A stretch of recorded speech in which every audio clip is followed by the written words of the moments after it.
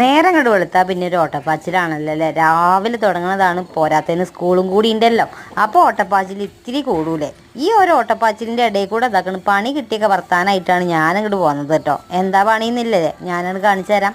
അപ്പോൾ രാവിലെ ഇതാക്കണം ചായക്ക് വെള്ളം വെച്ചിട്ട് അപ്പം ചൂടാന്ന് നിന്ന് നോക്കിയപ്പോഴാണ് ബ്രഷ് കാണാനില്ല.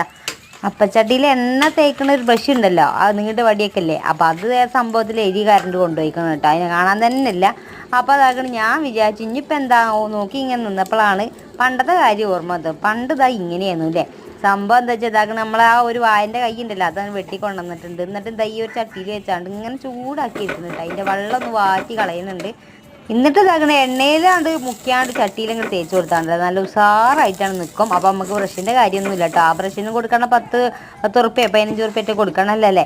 അപ്പോൾ അതൊന്നും വേണ്ടതാ, ഈ വാഴക്കൈ തന്നെ ധാരാളം. എന്നിട്ട് ഇതാക്കണ ദോശ അപ്പം എന്തും ചൂടാ. ഇന്ന പിന്നെ എല്ലാം പറഞ്ഞ പോലെ.